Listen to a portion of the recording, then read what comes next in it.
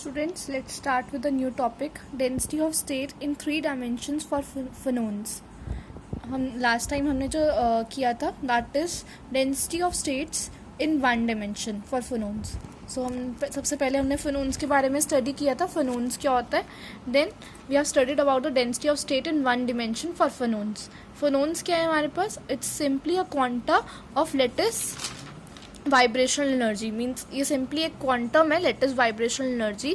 जैसे कोई साउंड है उसका क्वांटा को बोलेंगे हम फोनोन. सो हमने डेंसिटी ऑफ स्टेट फाइंड किया था इन टर्म्स ऑफ 1 dimension.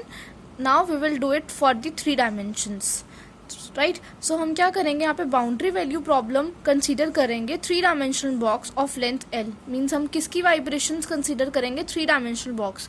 हमारे पास पहले सिंपल एक हमने स्ट्रेट लाइन कंसीडर की थी in 1 dimension. Now we will assume a box in 3 dimensions, right?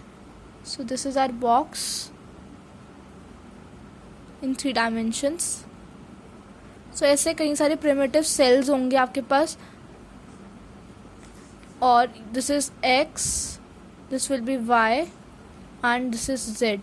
तो आपके पास ये 3 कोऑर्डिनेट्स आ जाएंगे x, y and z 3 dimensions में. अब हमें अगर वेव वेक्टर, क्योंकि यहाँ पे वाइब्रेशंस ये इसके लेटेस्ट पॉइंट्स हैं, सो यहाँ पे वाइब्रेशंस होंगी और उन वाइब्रेशंस के साथ एसोसिएटेड वेव वेक्टर k होगा. सो हमें अगर ये वेव वेक्टर फाइंड करना है, वेव वेक्टर कौन k, सो हम क्या करेंगे, हम पीरियोडिक बाउंड्री कंडीशंस अप्लाई करेंगे सेम जैसे हमने 1 dimension के लिए किया था. हम पीरियोडिक बाउंड्री कंडीशंस अप्लाई करेंगे over primitive cell within a cube of side l. Means हम मान लेते हैं कि इसकी लेंथ l है, सो प्रिमिटिव सेल्स हैं इसके अंदर of length l. So it means कि यहाँ पे पीरियोडिक बाउंड्री कंडीशंस होंगी जो रिपीट करेगी after length l. So it means कि आपके पास अगेन जो डिस्प्लेसमेंट होएगी हर एक पार्टिकल की, वो एक्सपोनेंशियल की फॉर्म में होएगी. जैसे हमने 1 dimension के केस में किया था. 1 dimension के केस में हमारे पास जो यूएस डिस्प्लेसमेंट थी वो क्या थी, you not exponential of iota के एक्स. सो हमने यहाँ पे क्या किया था, पीरियोडिक बाउंड्री कंडीशन लगाई थी. Means after interval of L it will repeat its properties displacement because it's a standing wave and it will be in the form of exponential.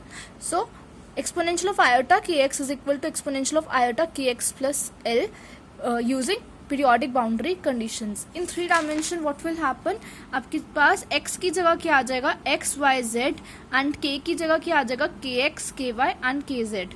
क्योंकि यहाँ पे आपके पास इस डायरेक्शन में अगर वेव वेक्टर x डायरेक्शन में kx है, y direction में ky है एंड z डायरेक्शन में kz है, एंड पोजीशन वेक्टर्स जो है आपके पास x y एंड z है, तो आपके पास exponential of iota kx x plus ky y plus kz z is equal to exponential of iota kx x की जगह क्या हो जाएगा, after interval of l x plus l plus ky y plus l plus x kz z plus l.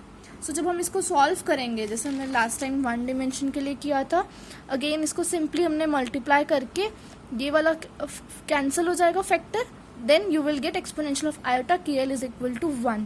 जहाँ से आपके पास ये solve करके k की वैल्यू आई थी 0 plus minus 2 pi l plus minus 4 pi l plus minus 6 pi l. So similarly we will get the value of k x k y and k z. तीनों की वैल्यूज की आएंगी 0 plus minus 2 pi l plus minus 4 pi l plus minus 6 pi l. Simply यहाँ पे आपके पास जो x वाला factor होगा वो कैंसिल हो जाएगा और जो एल वाला फैक्टर होगा वो रह जाएगा and that will be equal to 1. So वहाँ से हमारे पास ये पूरी चीज़ ये k x and k y and k z की वैल्यूज आई हैं, राइट. सो अगर हम एक बॉक्स में कंसीडर करें, राइट, तो हमारे पास k x into k y into k z means the volume of this box in terms of k position vector, वो क्या होगा आपके पास, k x into k y into k z. Volume of cube is length into breadth into height, right. So हम k x into k y into k z कर देंगे. And single, जैसे हमारे पास पहले एक सिंगल इंटरवल जो आया था हमारे पास, वो आया था 2 पाई बाई एल. हर एक के बीच में कितनी डिस्प्लेसमेंट थी, 2 pi by L.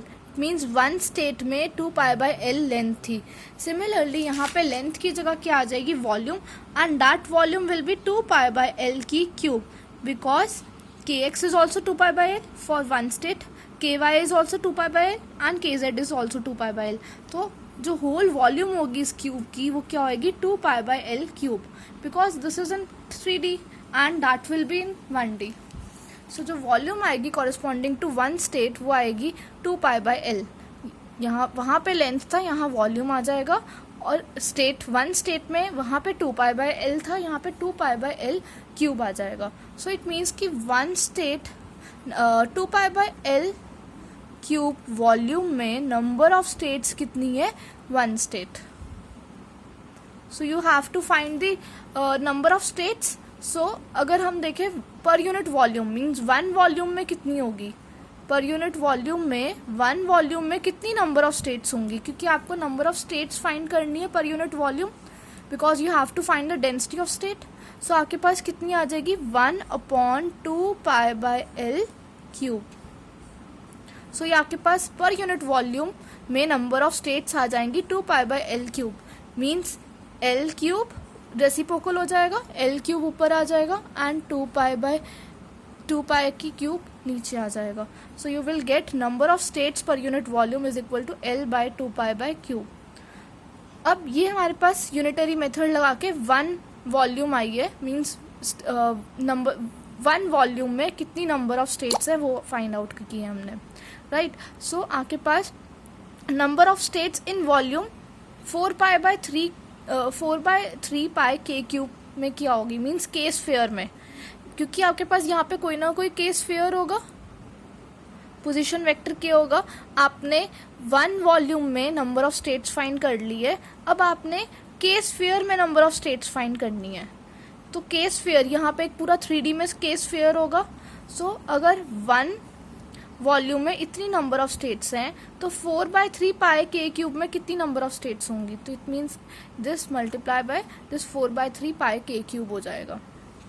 It means कि नंबर ऑफ स्टेट्स कितनी आ जाएगी l/2 pi by क्यूब. ये आपकी वन में है, इनटू हमें फाइंड आउट करनी है in the volume of 4/3 pi k cube, तो हम मल्टीप्लाई कर देंगे इनटू 4/3 pi k क्यूब. तो ये आपके पास नंबर ऑफ स्टेट्स आ गई इन के स्फीयर. जो भी के का स्फीयर बन रहा होगा, पोजीशन वेक्टर का, वेव वेक्टर का, जो भी हमारे पास वेव वेक्टर का जो भी स्फीयर बन रहा होगा उसमें इतनी नंबर ऑफ स्टेट्स होंगी, राइट. तो हमने यहाँ पे ये फाइंड आउट कर लेंगे हम l/2 pi 4/3 pi k की वैल्यू पुट करिए ω/v, where we have find because we know that the position vector is k is equal to 2 pi by lambda. So k is equal to 2 pi by v by nu, because v is equal to आपके पास जो velocity है that will be nu into lambda. So lambda comes out to be v by nu. तो आपने lambda की value put करी है v by nu. So 2 pi nu क्या होता है आपके पास angular frequency. So position vector will comes out to be ω/v. So आपने ω/v की वैल्यू पुट कर k की वैल्यू पुट करी है ω/v एंड उसकी क्यूब करा है हमने. ये फाइंड आउट करेंगे हम सिंपली 4 से 8 cancel 2. So l cube pi ω³ upon pi square आ जाएगा, क्योंकि एक कैंसिल हो जाएगा यहाँ से, ठीक है. And 2 × 3 6 pi square v cube. And हमने ये l cube, because l cube is the volume of cube of length l. So हमने यहाँ पे l क्यूब को v कैपिटल V पुट किया है, where capital V is the volume of the cube, right. So this is l cube simply. So you have to find the density of state. So density of state d omega is equal to dn by d omega. तो हम इसको simply differentiate कर देंगे with respect to omega, which comes out to be 3. आपके पास ये 3 जो constant है वो बाहर आ जाएगा and omega square हो जाएगा यहाँ पे. इसको simply solve करके आपके पास ये part आ जाएगा density of state in terms of omega. So it means जो आपकी density of state है in 3D it depends upon the omega square. And आपने चेक किया था last time 1D में that the d omega is not dependent upon the omega, it is on the power omega 0. So 2D में क्या हो जाएगा, d omega is directly proportional to omega 1. You can try it for the 2D also using what we have done in the 3D and 1D, right. आप उसी तरीके से 2D भी कर सकते हो, बट 2D में आपके पास वॉल्यूम की जगह क्या आ जाएगा, एरिया. 1D में लेंथ, 2D में एरिया एंड 3D में वॉल्यूम. सो आप यहाँ पे देख सकते हो कि हमारे पास जो 1D में आया था that is L/2 it means it is not depended upon the omega, but in 3D it is on depended upon the omega square, and in 2D it will be dependent on omega to the power 1, right? So this is all about density of states in 3D for phenones.